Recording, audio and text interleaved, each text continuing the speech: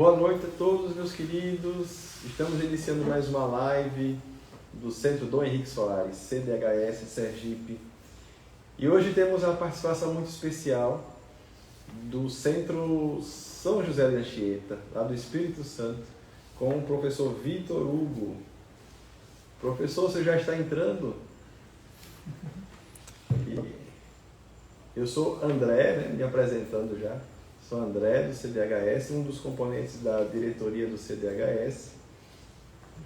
E hoje nós vamos falar um pouco sobre São José de Anchieta. São José de Anchieta que dá nome ao centro lá do Espírito Santo, São José de Anchieta. Então, por isso, nosso convidado é muito especial, porque o centro ao qual ele pertence tem esse nome, São José de Anchieta. Vamos conversar um pouquinho com ele sobre o nascimento do Brasil como nação, não é? Vamos aos poucos entrando. A gente confirma já se o professor já chegou.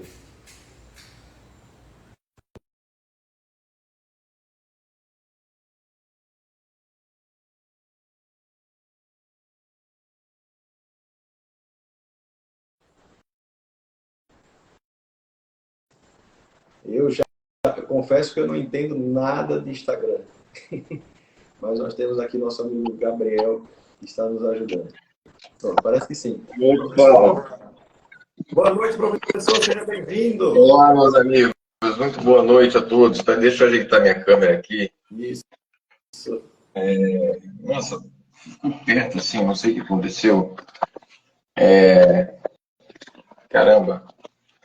Tudo bem, salve Maria. Eu vou tentar. O que eu posso fazer para ajeitar melhor essa câmera aqui no momento? Eu não sei.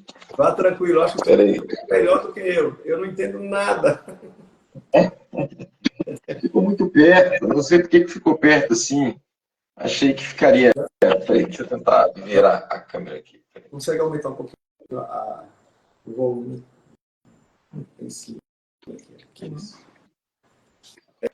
Professor, eu estou lhe ouvindo bem, mas eu não vejo, tá? Então, qualquer problema nesse sentido, o senhor me avisa.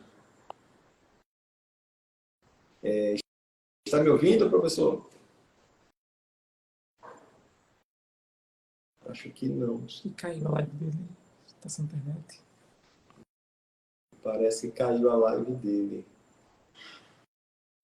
Bem, vamos dando continuidade aqui. Depois a gente retoma com o professor. Nós vamos falar um bocadinho sobre São José de Anchieta e realmente é bastante importante, fundamental a presença do professor, porque nós vamos fazer algumas perguntas, não é? E na medida que a gente for fazendo essas perguntas, a gente vai desenvolvendo o tema. Vamos falar também um pouquinho sobre os nossos centros, né? Para a gente apresentar a todos o centro, quem é o Centro Dom Henrique Soares e quem é o Centro São José de Anchieta. Parece que já voltou. O professor já voltou. Bom, meus amigos, estão me ouvindo? Estamos ouvindo perfeitamente. Olha, a imagem ficou um pouco perto aqui, tá? Eu acho que vai ficar o meu rosto aqui um pouco perto da tela. Não é muito bonito, não, mas espero que não incomode muito aos que estiverem nos assistindo aqui. Está ótimo, professor. Então, eu estava me apresentando, eu sou o André, um dos diretores do Centro Dom Henrique Soares, e estava comentando que nós teríamos a participação especial sua, né, do professor Vitor Hugo, do Centro São José de Anchieta do Espírito Santo. Então, professor, poderíamos começar o senhor se apresentando por quem é o professor Vitor Hugo, quem é o Centro José de Anchieta, há quanto tempo existe, enfim, fiquem à vontade. Primeiramente, meus irmãos em Cristo Jesus, é um prazer falar com vocês aqui. É um prazer encontrar irmãos que estão também nessa caminhada e poder construir juntos aquilo que é o reino do nosso Deus, é aquilo que é o nosso dever de levar a palavra, levar o evangelho, levar a verdade. Bem, meu nome é Vitor Hugo Fiene, eu sou professor de filosofia e também atuo no Centro Anchieta atualmente como professor de filosofia. mas já fui por 3 anos e meio também presidente do Centro Anchieta, né? Por 2 mandatos eu fui presidente do centro, não sou presidente agora, mas continuo ativamente participando das atividades do centro, principalmente de atividades ligadas à parte educativa, né? Então, o Centro Anchieta, ele é também um centro de leigos católicos. A gente está aqui na região de Vitória, né, no Espírito Santo, capital do Espírito Santo. Somos capixabas, é um centro capixaba. E aqui nós estamos já há 5 anos, né, com esse trabalho. E, na verdade, mais do que isso já, o Santo Cristo são 6 anos já de caminhada, né, de formação do centro. E o Centro Anchieta já desenvolveu aí a sua editora, né, ricamente, graças a Deus.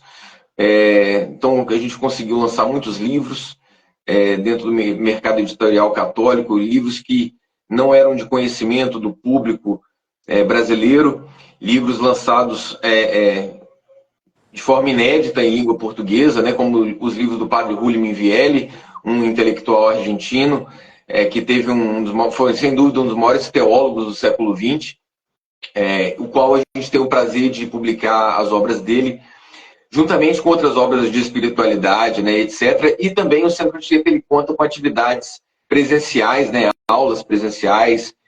O Centro Anchieta possui uma sede física, né, onde a gente consegue ter aulas, a gente consegue, com a graça de Deus, desenvolver trabalhos como o coro do Centro Anchieta, e outras muitas atividades, né? Inclusive atividades ligadas à parte mais burocrática do centro. Graças a Deus a gente tem trabalhado e Deus tem nos abençoado, e a obra tem se mantido e se mantém pela graça de Deus, exclusivamente pela graça de Deus. Fazer parte de um centro católico hoje, sem dúvida, é experimentar a graça de Deus, porque os centros, eles são uma obra de Deus, vivem pela graça de Deus, e quem faz a experiência de um centro católico, de participar de um centro católico, vive isso, vive a experiência da graça de Deus, vive a experiência de sentir a providência agindo muitas vezes e conduzindo coisas que você pessoalmente não se julgava capaz. Isso é a minha história, né? A minha história como incapaz, que tive à frente do centro durante alguns anos, e não foi a minha capacidade, isso eu tenho plena certeza, não foi isso, né? Foi realmente, e aqui eu não estou falando, isso aqui não é falsa modéstia, isso aqui é real, né? As coisas, a gente vai experimentando a graça de Deus acontecendo, isso é muito bom, e é isso que eu peço também a Deus, que ilumine os nossos irmãos também do centro do Henrique Soares, e os outros muitos espalhados pelo Brasil. Perfeito, professor. Que tesouro, que tesouro. A gente tem sempre essa pretensão de estarmos juntos de centros como o de vocês, né? Até para a gente ganhar um pouquinho de experiência também. Nós somos um centro bem novo, assim, tem em torno de 2 anos e meio. Nós surgimos em maio de 2021, em plena pandemia, não é? Quando estavam todos, digamos, escondidos nas suas casas, nós estávamos nos reunindo pela primeira vez presencialmente, meio que escondidos também, porque a gente não podia se mostrar muito, mas enfim, começamos lá em 2021, começamos com umas 10, 12 pessoas, mas já na segunda semana já tinham 5, 6, enfim, no final ficaram 5 que estão até hoje, não é? E como o senhor falou, é realmente a graça de Deus que vai fazendo florescer as coisas, não é? Hoje nós já temos mais ou menos 4 vezes esse número, e nós começamos com pessoas já maduras, né? Pessoas dos seus 40 anos para cima, 50 para cima, e hoje temos vários outros componentes jovens, de meia idade, enfim, com várias profissões diferentes, com várias atividades diferentes. As coisas foram florescendo naturalmente. E a gente vê a dificuldade do dia a dia, mas vê também a graça, né? A graça dando seus frutos. E quando vocês falaram que você já tem uma editora, isso é muito, muito, muito belo. É um fruto muito grande. Inclusive, coincidentemente, nesses dias eu estava olhando na minha biblioteca, achei esse livro que é de vocês que editaram, que é o Sacramentos no Ambiente Médico. Como eu sou médico, ganhei esse de presente. Muito bom, um livro pequeno, mas muito bom, muito bom. Parabéns para vocês. Muito obrigado. Esse livro foi escrito por pessoas que participam também, são dois médicos, né? Agora, na verdade, quando eles escreveram esse livro, eles eram acadêmicos ainda, agora já são doutores. E fruto nosso. Inclusive, os livros que nós temos sobre a cultura da morte, que é um tema importantíssimo, né? Tão caro a nós católicos hoje, né? Nós temos um livro também do doutor Rômulo Félix, nosso médico aqui, da ala Provida também do Centro Anchieta, um livro sobre a cultura da morte, né? E depois ele escreveu um outro livro sobre não só a DSI, ou seja, a doutrina social da igreja, como antídoto para a cultura da morte. Então, nós temos, com a graça de Deus, esses dois livros lançados pelo Dr. Rômulo Félix, aqui pelo Centro Anchieta. Convido os amigos a irem lá, por favor, quem estiver assistindo aqui. A sua live deve ficar gravada aí, né? Então, quem assistir depois também, entra lá, editora.centroanchieta.org. Lá você vai encontrar os nossos lançamentos. E esse livro é para você dar de presente mesmo. Né? Para você comprar para você e para dar de presente. Livro A Cultura da Morte, Dr. Rômulo Félix. Aí, meu amigo, vai mostrar o papel histórico do comunismo, né? Ou seja, da maçonaria, de tudo que... do capital, né? Ou seja, de tudo que foi formando esse mal que a gente vê hoje. Né? O resultado disso tudo é a cultura da morte. Mas o antídoto da cultura da morte é a doutrina social da igreja, que infelizmente muitos católicos não conhecem. Nós tivemos a graça de fazer, inclusive, uma pós-graduação em doutrina social da igreja, com a Faculdade Pio XII, aqui no Espírito Santo. Né? E a gente pretende abrir uma nova turma, se Deus quiser. De repente, a gente faz uma divulgação junto com vocês aí, porque, afinal de contas, é uma pós-graduação online em doutrina social da igreja. E esperamos poder reabrir essa pós. Né? E esse livro, Doutrina Social da Igreja, Antídoto contra a Cultura da Morte. Leiam essa obra, é uma obra fantástica, muito bem explicada, detalhada, de fácil leitura. Né? Você pode dar de presente para pessoas que não são letradas, para pessoas que não têm faculdade, e elas vão entender, elas vão entender e vão poder também transmitir isso para outras pessoas. Né? Porque a Igreja Católica, ela sempre teve uma missão, desde o seu início, que é educar. E os católicos sempre foram educadores. E a missão nossa, enquanto católico, é ser educador. Né? A medicina, né? A medicina, sem dúvida nenhuma, né? Ou seja, a Igreja Católica sempre tratou do corpo e da alma. Do corpo e da alma. Sempre, sempre, sempre, sempre. Isso é a história da Igreja. Tratar do corpo e da alma. Então, a Igreja sempre... e isso é a história de São José de Anchieta. Isso é a história de São José de Anchieta, que a gente já vai falar dele. Exatamente. Anchieta, né, tinha esse viés de educação cristã fortíssimo nele e de cuidado também das doenças. Né? Ele tinha um talento todo especial nesse sentido. Então, o Dr. Rômulo, autor desse livro, faz parte do Centro de São José de Anchieta. Sim, o Dr. Rômulo ele foi, inclusive, um daqueles que estiveram junto dos membros fundadores do Centro Anchieta. Né? Eu não estive lá, entrei depois, eu descobri o centro pela internet, na época eu vi no Facebook, achei fantástico. Falei, eu tenho que ir atrás desse pessoal, não conheço ninguém. Cheguei lá e tinha gente que eu conhecia, e aqui a cidade é pequena e a gente acaba se esbarrando.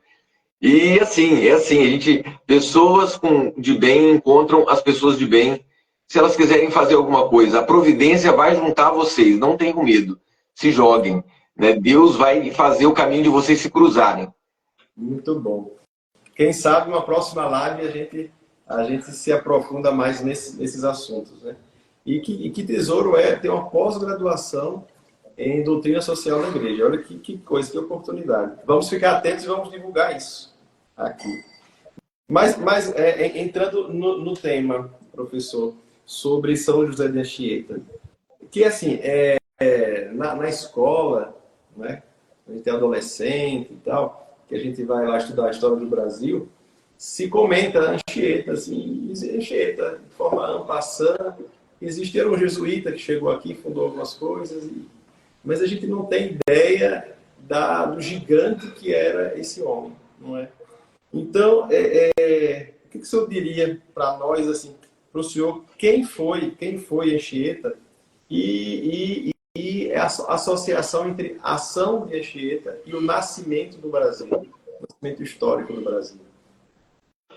Muito bem, essa é uma pergunta que a gente poderia ficar aqui, né, o resto dessa noite conversando sobre isso, né? Não é o que a gente vai fazer, né? A gente não vai fazer uma live tão longa assim, mas, bem, José de Anchieta, ele nasceu em 19 de março, dia de São José, né? E por isso José, né? A família dele tinha sobrenome Anchieta, né? Ele, inclusive, era primo de Santo Inácio de Loyola, fundador dos jesuítas, né? Então, José de Anchieta, ele nasceu em São Cristóvão da Laguna, lá na ilha nas Ilhas Canárias, né? onde são as Ilhas Canárias. Na ilha, mais especificamente, uma ilha chamada Tenerife. E José de Anchieta, ele teve uma vida assim, veio de boa família, né? E José de Anchieta foi estudar em Portugal, ainda adolescente, né? E lá nos seus estudos era um aluno excelente, tinha muita inteligência.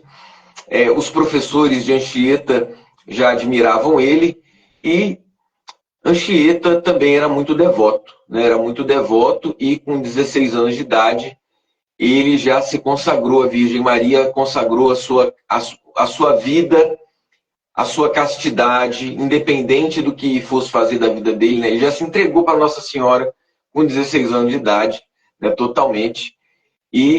Mas também não demorou, né, para que ele pedisse uma entrada na Companhia de Jesus, né? Ele era muito jovem ainda, né? E pediu entrada na Companhia de Jesus, ele foi aceito, né? Só que São José de Anchieta, eu vou falar um pouquinho da biografia dele rapidamente, a gente tem outras coisas que a gente deseja falar, mas para quem por acaso aqui não conheça um pouco da vida desse santo, São José de Anchieta, quando ele era muito jovem, ele sofreu um acidente, né? Caiu uma escada nas costas dele, né? Essa história que contam, né? E ele ficou meio com um problema sério, né? Nas costas. Ele tinha um problema físico, né? Por conta desse acidente. Então, ele era meio corcunda, né? Assim, ele não era ereto exatamente, né? E sentia dores. Ficou uma sequela mesmo durante a vida dele. Tanto que José de Anchieta, ele não podia andar a cavalo, né? E isso prejudicava muito a mobilidade dele, obviamente, né? Andar a cavalo ou carroça, também não dava carroça, não podia, ele sentia muitas dores. Então ele andava a pé, é por isso que ele andava a pé, por conta desse acidente. Mas aí, José de Anchieta, ele vem ao Brasil, né, alguns anos depois. José de Anchieta, ele chega no Brasil em 1553, né, 1553, e chega na Bahia. Eu teria outros detalhes para dar aqui para as pessoas, assim, mas talvez sejam muitos detalhes e pode alongar muito, né? Ou seja, inclusive vou dizer a vocês, está aqui já para quem quiser, uma referência, tá bom? Aqui a vida de São José de Anchieta, de Charles Claro. Isso, esse livro aqui também, aqui ó, é da editora Centro Anchieta, né?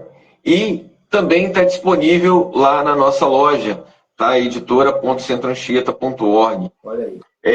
Veja bem, São José de Anchieta, quando ele chega ao Brasil e ele chega lá na Bahia,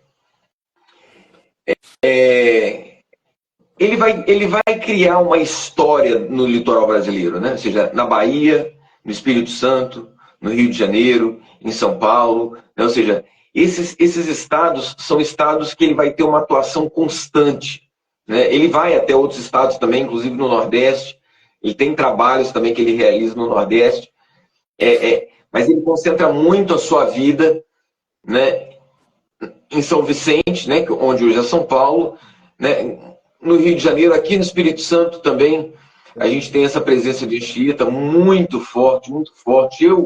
Eu trabalho do lado do Palácio Anchieta, eu sou professor em uma escola aqui que fica do lado desse Palácio Anchieta, que hoje é um prédio do governo do estado, onde fica, a casa do executivo, aqui no Espírito Santo, esse Palácio Anchieta, mas antes ele era um seminário jesuíta, foi uma das primeiras construções aqui da cidade de Vitória, né? E quem veio aqui terminar essa obra foi José de Anchieta em 1587. Ele veio aqui, ele terminou essa obra aqui, ele viveu aqui nesse seminário aqui em Vitória, né? Ele celebrou missas aqui, e eu tenho a graça de trabalhar do lado desse lugar. O que divide o meu trabalho e esse local é uma rua, né? Então... Inclusive, a Anchieta vai morrer aí no Espírito Santo, né? Exatamente, exatamente. Então, assim, depois a gente pode falar disso, né? A gente chega lá. Né? Agora, veja, logo que Anchieta chega no Brasil, né, não demora muito, eles vão para onde hoje é São Vicente, ou melhor, onde hoje é São Paulo, né? Antes São Vicente, e já ali, pouco tempo depois de chegados no Brasil, o Anchieta já funda o que hoje é a cidade de São Paulo. Né? Ele não era padre, ele não era nada, ele estava junto ali dos outros missionários jesuítas, que por sua vez faziam uma das obras mais heróicas de todos os tempos da cristandade, que foi a obra dos jesuítas, né? E aí, inclusive, você me perguntava antes, né? Ou seja, a gente aprende muito na escola sobre Anchieta, errado, aprende sobre colonização do Brasil e aprende errado também, né? Muita gente ensina errado, porque coloca que Portugal veio no Brasil simplesmente atrás de ouro, né? Ou seja, é uma visão simplesmente materialista. É claro, a maioria deles são ateus. A maioria das pessoas nesse mundo atual que são ateus, elas não conseguem enxergar na história outros elementos que senão o dinheiro, o poder. Então, sempre que um materialista, um ateu, ele conta a história, ele nunca vai fugir desse paradigma, porque ele não enxerga outra coisa. Ele não tem capacidade de entender que a cruz que vinha nas navegações portuguesas, né? A cruz da Ordem de Cristo, né? Que é um remanescente das cruzadas. Né? Então, aquela cruz, aqueles homens que eram da Ordem de Cristo, Pedro Álvares Cabral era um deles, né? Vasco Fernandes Coutinho, da capitania hereditária aqui do Espírito Santo, era um deles. A maioria deles eram... Isso era uma ordem religiosa, isso não era uma brincadeira. Isso era uma ordem religiosa. As pessoas não têm essa dimensão. Eles não conseguem entender isso. A cabeça deles é materialista demais para entender isso na colonização do Brasil. E muito menos para entender qual era um trabalho de um jesuíta aqui. Imagina. Não lembro que a primeira ação dos portugueses no Brasil foi a celebração de uma missa. Sim, né? Sim. Então veja bem, outra coisa, né? Aquela ideia ultrapassada, né? Ultrapassada há muito tempo, na verdade mentirosa, de que a Igreja Católica apoiava a escravidão, né? Que se escravizava os índios, né? Deixa eu ler para vocês aqui, para quem está ouvindo aqui, talvez tem gente que não conheça isso, um trecho da bula Veritas Ipsa, do Papa Paulo III, em 1537. 1537. São José de Anchieta, né, em 1537, ele tinha só 3 anos de idade, né? E a bula do Papa Paulo III já dizia que, abre aspas, declaramos que os ditos índios e todas as mais gentes que daqui em diante vierem à notícia dos cristãos, ainda que estejam fora da fé de Cristo, não estão privados, nem devem sê-lo de sua liberdade, nem do domínio de seus bens, e que não devem ser reduzidos à servidão. Fecha aspas. O que dizer disso? Né? Então, assim, papo furado, né? Ou seja, isso. Outra coisa, né? José de Anchieta, eu já ouvi isso, hein? Que Anchieta, tá aqui mais de Anchieta, né? Se dizia que Anchieta escravizava os índios. Isso é uma das maiores mentiras que alguém pode ouvir na vida, né? O São José de Anchieta, ele era amado, ele era querido. Os índios amavam José de Anchieta. Ele amava os índios e os índios o adoravam. Né? Tanto que quando ele morreu na vila de Heritiba, onde hoje é a cidade de Anchieta, fica mais ou menos uns 80 quilômetros daqui de Vitória. Eles trouxeram São José de Anchieta, eles trouxeram para ser sepultado aqui na capital, ali do lado do meu trabalho. Né? Chão nas costas. Trouxeram na padiola, trouxeram a pé. Inclusive tem uma história de que tem uma praia aqui entre Anchieta e Vitória, que se chama Ubu.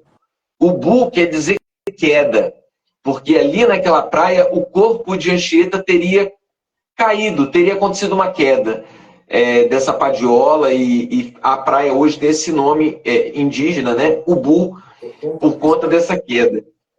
E depois ele foi trago aqui pro Colégio de São Tiago, né, onde hoje é o Palácio Anchieta, e aqui ele foi sepultado, né, foi sepultado aqui no ano de 1597, né, ele morreu no dia 9 de junho, em Heritiba, foi sepultado aqui alguns dias depois, porque aqui hoje, no Espírito Santo, existe uma coisa turística, e aí quem quiser participar também pode participar, que se chama Passos de Anchieta, né? As pessoas saem daqui da Catedral de Vitória, aqui no centro de Vitória, aqui ao lado, que é ao lado do Palácio Anchieta, e elas vão andando até a vila de Heritiba, né? Até Anchieta, que é o caminho que ele fazia constantemente. É um caminho que dura 3 dias. 3 dias de caminhada. Praticamente uma peregrinação seguindo os passos de Anchieta, aí no Espírito Santo. Perfeitamente. De Vitória até Heritiba, quer dizer, não é mais Heritiba, agora é Anchieta. Olha, agora é Anchieta. Não sabia disso. Professor, ele foi sepultado aí em Vitória e o corpo dele continua aí? Então, o corpo de Anchieta é uma coisa muito curiosa isso, né? Porque Anchieta foi sepultado aqui na capital do Espírito Santo e depois, mais ou menos aí, acredito que uns 30 anos depois, alguma coisa assim, o corpo dele foi levado para Salvador. Só que hoje o corpo de Anchieta não está mais em lugar nenhum. O corpo de Anchieta, ou seja, os restos mortais, né, vamos dizer assim, né, melhor dizendo, né, os restos mortais de Anchieta, eles estão espalhados pelo Brasil, espalhados pelo mundo. Né? Por exemplo, se você for até Heritiba, né, até Anchieta, aqui no Espírito Santo, você vai encontrar um pedacinho da tíbia de Anchieta. Se você for no pátio do colégio, né, o primeiro colégio do Brasil, que foi fundado por São José de Anchieta, em São Paulo, né, o colégio que eles fundaram lá, o Colégio dos Jesuítas, lá tem um fêmur de Anchieta, o fêmur inteiro, né? Lá tem a capa que Anchieta andava, a capa da qual ele passava os seus dias, né? Enfrentava chuva e vento, né? E então lá é um lugar também muito importante para a memória de Anchieta, né? Isso é fácil para quem vai em São Paulo, tá? É bem fácil, né? Para quem tá ali na Catedral da Sé, por exemplo, vai andando, vai caminhando ali até o pátio do colégio, né? Vocês podem procurar depois aí que vocês vão encontrar. São José de Anchieta, ele saiu deixando as suas marcas pelo Brasil inteiro, né? São José de Anchieta é fundador não só de São Paulo, ele é fundador da cidade do Rio de Janeiro, né? Ele é fundador da cidade do Rio de Janeiro, porque afinal de contas, né, o Rio de Janeiro, em São Paulo não, em São Paulo simplesmente eles foram lá e viram um lugar bom para que eles fizessem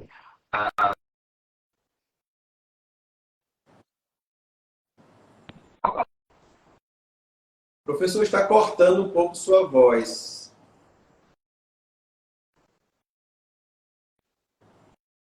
Ainda está cortando um pouco. Ah, é? Tá bom. Não sei se está pegando a minha voz aí. Vamos lá, e agora? Vamos. Tá tudo bem aí? Perfeito agora. Dá para ouvir bem. Muito bem. Então, veja só. São José de Anchieta, quando eles chegaram onde hoje é São Paulo, não havia nada, né? Eles simplesmente habitaram aquele local com uma casinha muito simples, né? E ali eles começaram a celebrar o santo sacrifício da missa. José de Anchieta, ele não era ordenado, ele não era padre, né? E ali eles começaram a... Oi? Quando chegou, ele ensinou a diversos padres, né? Mas ele não era padre. Demorou bastante a ser ordenado, né? Isso.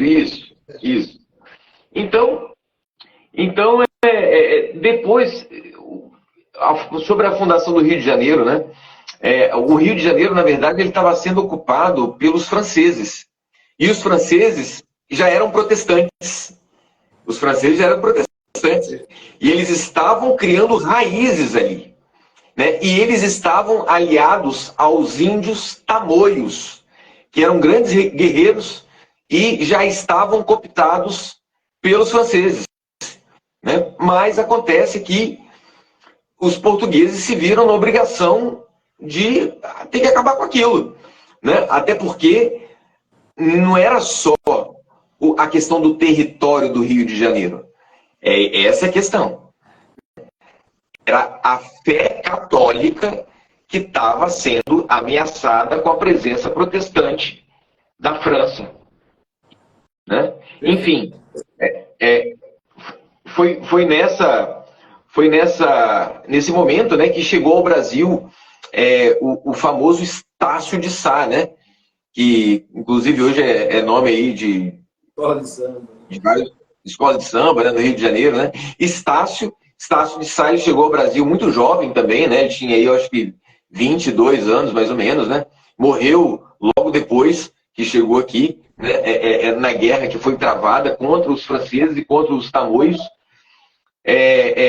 Só que nessa guerra teve intervenção de São José de Anchieta. São José de Anchieta, ele participou desse conflito na medida em que ele ajudou a mediar o diálogo com os indígenas, né? Aí tem gente fala, então o José de Anchieta procurava guerra? Não, ele não procurava guerra, né? Tanto que ele ofereceu a vida dele como refém aos índios tamoios em uma determinada situação, lá onde hoje é Ubatuba, Sim. Atual Ubatuba, né? Naquele local, né? Iperoide, na época, né? Anchieta, ele negociou um tratado de paz, e para que esse paz fosse vingar, a garantia desse tratado de paz era a vida dele, era ele como se deu como refém. E lá ele ficou refém por muito tempo. E veja, ele foi tentado na sua virgindade, propositalmente pelos tamoios, que faziam que as suas índias ficassem se oferecendo para ele. E ele, nesse momento, o que ele fez? Ele começou a compor o maior poema à Virgem Maria de todos os tempos. Né? Que é o poema, que é o grande poema, né? Tá aqui, ó. Isso aqui não é nosso, tá? Isso aqui é da editora Santuário, né? O poema da Bem-aventurada Virgem Maria de São José de Anchieta. Esse aqui é o maior poema de todos os tempos já feito em honra à Santíssima Virgem Maria. É um poema que ele tem aí quase 6.000 versos. É o maior poema na língua latina sobre a Virgem Maria, sobre a vida da Virgem Maria. É belíssimo. E ele compôs essa obra justamente enquanto ele estava cativo, estava preso. Né? Ele compôs essa obra escrevendo na areia. Escrevendo na areia. Por isso que a gente vê tantas imagens de São José de Anchieta escrevendo na areia, né? Porque foi justamente nesse momento que ele compôs essa obra. E, enfim, depois, inclusive, nessa mesma ocasião, os índios tamoios viram em oração Anchieta levitar. Anchieta levitou. E eles se assustaram muito com aquilo, se assustaram demais, e acabaram também libertando ele, porque eles ficaram com medo de Anchieta. Né? Anchieta era um homem santo, Anchieta exalava santidade, certo? Anchieta, ele não era simplesmente alguém que... Uma pessoa que parecia como as outras. Não, ele não era, né? Anchieta era um taumaturgo, ele fazia milagres aos montes. Era uma espécie de Padre Pio. Exatamente. As pessoas não têm ideia disso, né? De quantos milagres aconteceram na vida do Anchieta. Não é verdade? Não, o São José de Anchieta, ele precisa ser muito mais publicado, muito mais estudado. Veja bem, hoje, por ocasião da nossa live, eu passei aqui no meu horário de uma livraria católica e perguntei, por acaso, um livro sobre São José de Anchieta. Eu pensei, vai ter um livro aí bacana que eu não estou conhecendo, né? Perguntei para ver. E a resposta foi que não tinha nenhum livro sobre Anchieta nessa loja, nenhum livro. Eles não tinham nada para oferecer sobre São José de Anchieta em uma livraria católica, eu não vou dizer qual é o nome dela, mas ela possui uma rede enorme em todo o Brasil. Sim. Né? E não tinha na sua loja um livro sobre São José de Anchieta. Então, assim, São José de Anchieta, ele precisa ser estudado, ele precisa ser conhecido, né? Porque, de fato, a obra de Anchieta é enorme. Mas eu estava falando sobre o Rio de Janeiro e acabei não falando, né? Acabei não falando, porque, veja bem, José de Anchieta, quando ele foi ao Rio de Janeiro, quando ele ajudou naquela batalha, aconteceu nessa batalha de fundação do Rio de Janeiro algo sobrenatural. Algo sobrenatural. A batalha era travada entre os franceses e os tamoios, né? E os portugueses e os índios tupiniquins, né?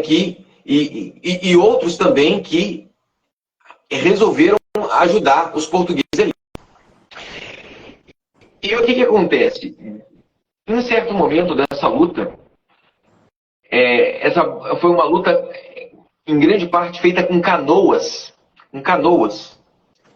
Na Baía de Guanabara. Veja, olha que incrível. Os índios tamoios, todos eles começaram a ir embora. Começaram a fugir. De uma hora para outra. Né? E ninguém entendeu o que estava acontecendo. E depois ficaram sabendo, ou seja, que eles viram um soldado vindo entre as nuvens, pulando ali de de canoa em canoa, lutando a favor dos portugueses, né? E todos atribuem aí ser uma intercessão de São Sebastião, né? Na verdade, São Sebastião já era o santo guerreiro, né? Um soldado, né? São Sebastião, e que o Rio de Janeiro já havia sido entregue, né, às mãos de São Sebastião desde sempre, né? São Sebastião. E houve esse milagre, né? Um milagre portentoso e que foi fundamental. Foi fundamental porque o Brasil poderia ter perdido o Rio de Janeiro não só para os franceses, para os protestantes, né? E quais seriam, né, as consequências disso ainda no século XVI, a gente não sabe nem medir, né? Exatamente. Logo no começo do país, né, ali foi absolutamente fundamental essas batalhas e essas vitórias, e sempre com uma participação assim, muito visível da providência, né, com fenômenos sobrenaturais assim, muito, muito grandes. Um deles é esse, né? Assim, o Anchieta tem história. Pode falar, por favor. O nascimento do Brasil, isso é uma coisa que sempre me chamou muito a atenção. O nascimento do Brasil tem existe um papel sobrenatural assim, muito, muito explícito. Eu só vejo um paralelo no nascimento do próprio Portugal mesmo. Mas no Brasil teve, de fato, assim, como ações fundadoras do Brasil, fenômenos sobrenaturais, especialmente com a ação dos jesuítas, e dentro dos jesuítas, Anchieta disparadamente na frente, né? De forma muito, muito visível isso. Os milagres de Anchieta, eles sempre foram assim, impressionantes, né? Desde aquele que, digamos assim, dizem ser o primeiro milagre, que não foi em um local muito longe de onde eu estou aqui, não. Eu falo essas coisas com tanto orgulho, sabe? Sempre quando eu penso aqui que Anchieta esteve aqui, sabe? Alguém... Veja bem, meus amigos, a gente está falando de um santo que daqueles mais extraordinários que você puder imaginar na sua vida. E esse santo é que é o São José de Anchieta, né? Um dos primeiros milagres dele, né, acredito, disse que é o primeiro milagre feito aqui perto, onde hoje é a cidade de Serra, aqui vizinha Vitória, tem uma igrejinha ali. Disse que havia uma quermesse, né, e era para disputa, se eu não me engano, a disputa de um galo, né, e quem ganhasse uma competição ali, né, levaria o tal do galo embora, né, e seria o prêmio da pessoa, né. Mas durante essa brincadeira, as pessoas houve uma dúvida de quem seria o vencedor, né?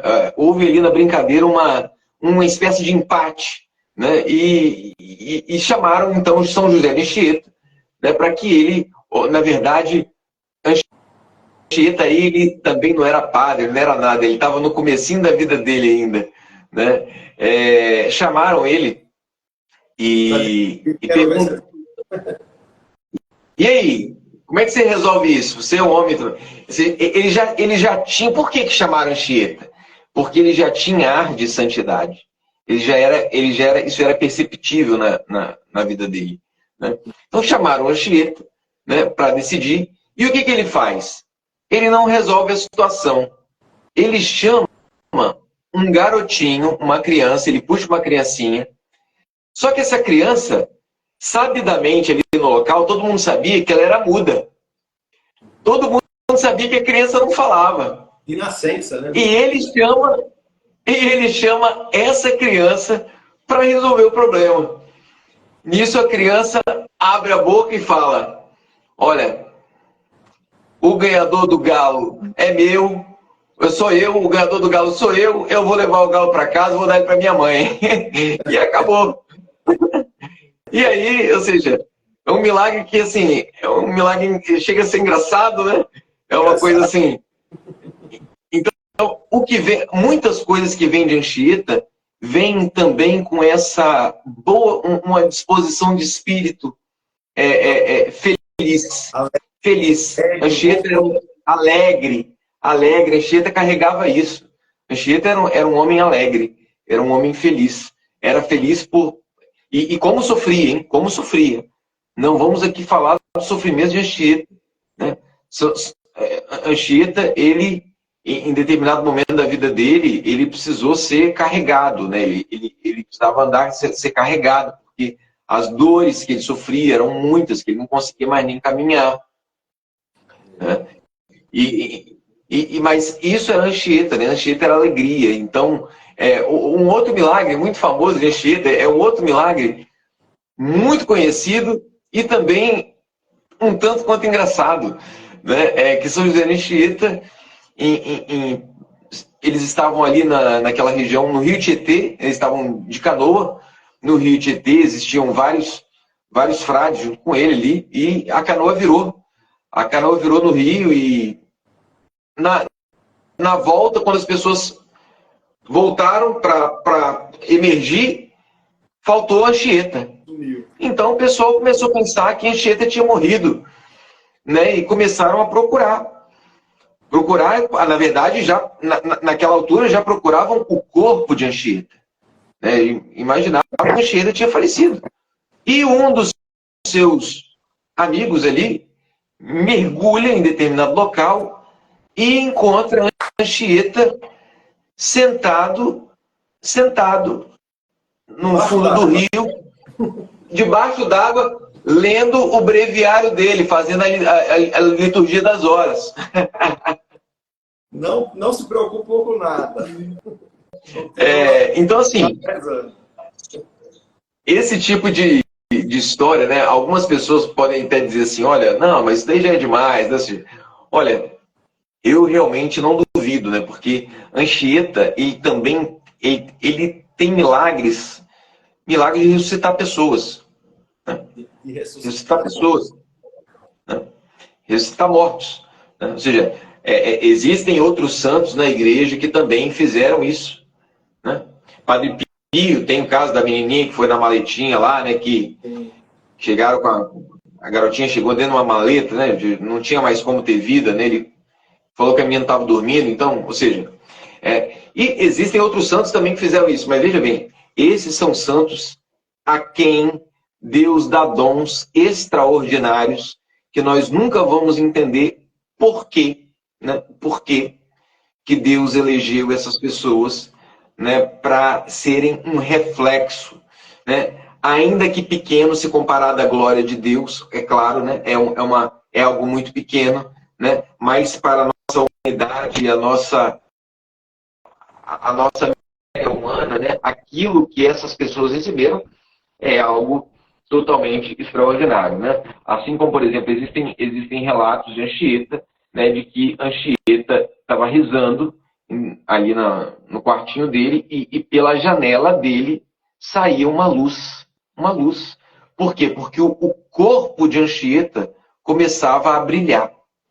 O corpo de Anchieta começava a brilhar, né? E um perfume também tomava o local, né? Então, assim, a gente não tem noção assim, da grandeza da santidade de Anchieta. Não é? A gente poderia assim, considerar que é um santo entre os santos, né? É um dos grandes santos que a humanidade já viu. E a gente não tem noção. E ele atuou aqui no Brasil. E para a sorte de vocês, aí no estado de vocês. É realmente uma coisa incrível. E nós, aqui no Brasil, deveria ser o local onde mais se produzisse literatura sobre Anchieta, né? E como você falou, é muito pouco, muito pobre, né? Professor, e para a gente já ir finalizando, falando aí dessa... Porque a Anchieta teve uma grande produção relativa à educação, à arte, né? Teatro, literatura, música. Essas obras que ele fez, o que o senhor sabe, assim, se perdeu no tempo. Você mostrou agora aí uma publicação do Poema das Virgens dele, né? Então já é uma das obras mais famosas. Mas e tantas outras? E os teatros que ele fez, que ele compôs? O que o senhor diria para nós? Ainda existem isso? Primeiramente, né, além dessa obra, né, que eu acabei de mostrar aqui, né, que é o Poema da Bem-aventurada Virgem Maria, né, que é o maior poema na língua latina em honra à Virgem Maria. Anchieta, quando ele escreve... Interrompendo, professor, esse poema, é bom a gente lembrar, como o senhor falou, que ele compôs quando estava junto com os índios, e ele guardou na memória, que ele só escreveu Isso. Depois que saiu, saiu dos índios. Esse poema, ele foi escrito nas areias da praia de Ubatuba, em São Paulo. Ele foi escrito mas, né, foi ficando Veja, se tratando de Anchieta, dá para entender, né? Se tratando de Anchieta, dá para entender que ele fosse capaz de guardar quase 6.000 versos na memória, porque a vida de Anchieta era uma vida sobrenatural, né? Era uma vida sobrenatural. E foi isso que ele trouxe para o Brasil. Foi isso que ele trouxe para o Brasil, foi isso que ele trouxe para os índios, que o amavam, e eu vou sempre repetir isso, os índios amavam Anchieta. Anchieta amava os índios. Anchieta era amigo dos índios. E foi por isso que ele fez uma das suas obras mais difíceis, que foi uma gramática da língua tupi. Isso ele fez não depois de muito tempo. Se eu não me engano, tinha pouco tempo, poucos anos depois que ele chegou ao Brasil, ele já começou a fazer esse trabalho. E será que acho que acabou aí? Voltou aí? Tá cortando um pouco ainda. Tá cortando um pouco, né? Mas agora voltou. Voltou agora, voltou. Perfeito. Muito bem. Então, como a gente estava falando, né? Ou seja, Anchieta, ele quando chega ao Brasil, ele sente a necessidade de conversar com os índios, né? E ele aprendeu várias línguas indígenas, né? Agora, não satisfeito disso, ele escreveu uma gramática. Agora, imagina o trabalho que é você fazer uma gramática de uma língua indígena que você não tem referência, não tem nada escrito, eles não sabiam escrever. Eles não sabiam ler e escrever. Era uma língua falada, mas não tinha escrita, né?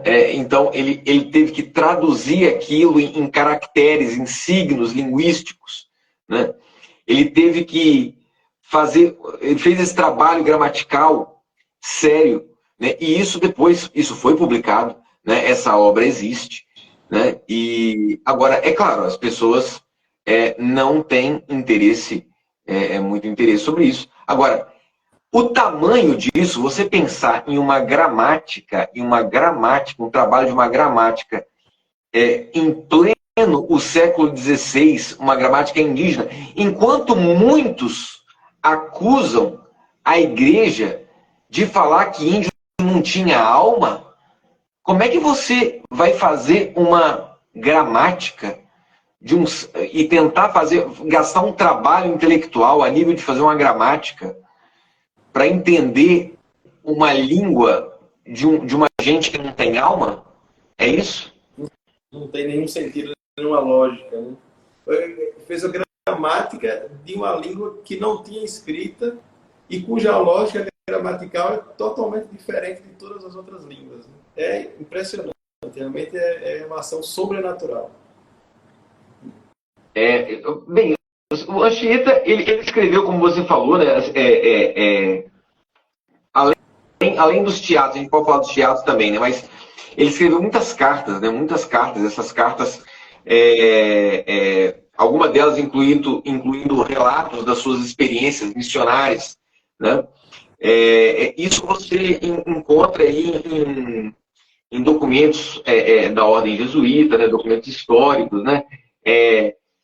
Seria importante, inclusive, se pensar em um trabalho de edição desse material, né? Edição desse material das cartas de Anchieta, enfim. É uma coisa que, quem sabe, aí, um dia a gente... Seria interessante, né? Eu não sei se as pessoas teriam interesse, né, de consumir, mas é importante que se publique também, né, no Brasil, essas obras de Anchieta, né? Ele escreveu obras, por exemplo, como Os Feitos de Mendes Sá, né, que foi impresso em Coimbra, né, isso em 63, né, que ele relatava aquela luta que a gente estava falando, né, dos portugueses, né, chefiados pelo governador-geral Mendes Sá, né, para expulsar os franceses da Baía de Guanabara. E esse livro, ele vem antes mesmo até dos Lusíadas de Camões, né? Impressionante. Então, esse é um poema, Os Feitos de Mendes Sá, foi um livro escrito por Zé Anchieta, que ele é o primeiro poema épico da América, né? É o primeiro poema brasileiro impresso, e ao mesmo tempo é a primeira obra de Anchieta publicada, né? Os Feitos de Mendes Sá, ou seja, é uma epopeia, ele escreve em verso, assim como Virgílio escreveu a Eneida, né? Assim como, né, Camões escreveu os Lusíadas, né? Uma epopeia. E, como você falou, os teatros de Anchieta, eles eram pedagógicos. Anchieta, ele era um professor, ele era um pedagogo, né? Então, ele desenvolveu o teatro no Brasil, foi o primeiro teatrólogo brasileiro, né? Ensinou aos índios a atuar. Imagina, né? Imagina isso. E que coisa fantástica, né? Uma pessoa que vem lá, uma pessoa que saiu lá das Ilhas Canárias, né? Que estudou em Portugal e veio para o Brasil e está aqui no meio da floresta, lá em São Vicente, ensinando teatro aos, digamos, vamos falar assim, né? Para que dê a imagem que existia na época, aos selvagens. Aos selvagens. Antropófagos. Né? Sim, antropófagos. Sim, sim. E é bom que se diga isso, para que se rompa também aquele mito escolar de que a vida aqui no Brasil, antes da chegada dos portugueses, era o jardim do Éden. Era um paraíso. Não era o jardim do Éden.